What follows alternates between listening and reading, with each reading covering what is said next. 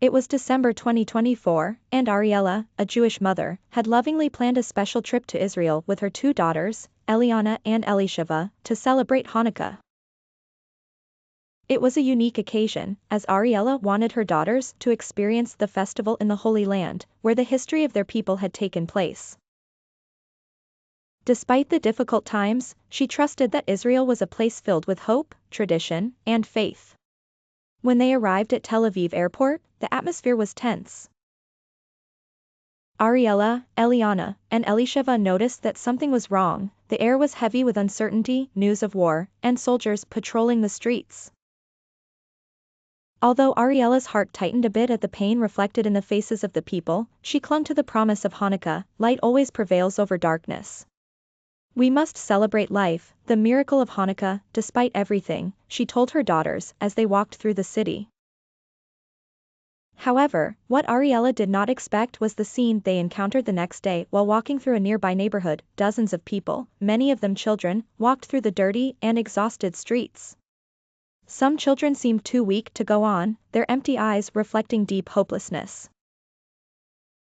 Ariella looked at her daughters and, despite the pain she felt, gave them a smile. Let's do something for them, something that makes them feel there is light amidst so much darkness. With a determination that only a mother can have, Ariella organized an event. Together with her daughters, they prepared a special Hanukkah concert. The three sang traditional songs, performed dances filled with joy and hope, and shared the glow of the candles with the local community. Despite the visible scars of war, the music and dance lifted the spirits of those who gathered.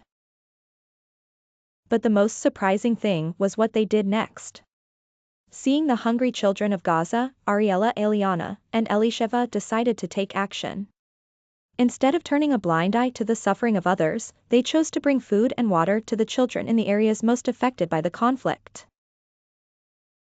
Those who saw them were astonished. 3 Jewish women traveling through the conflict zone to help the children of Gaza, those whom many considered enemies. Seeing the astonishment in the eyes of the people, Ariella said with a firm yet loving voice, "This is the true calling of our Elohim. He teaches us to love our neighbor as ourselves. Yes, we have the right to defend our land, but we must also be aware of the suffering of the innocent. No matter which side they are on, children and widows are always innocent. And, as children of Elohim, our responsibility is to help them." These words resonated in the hearts of those who heard them.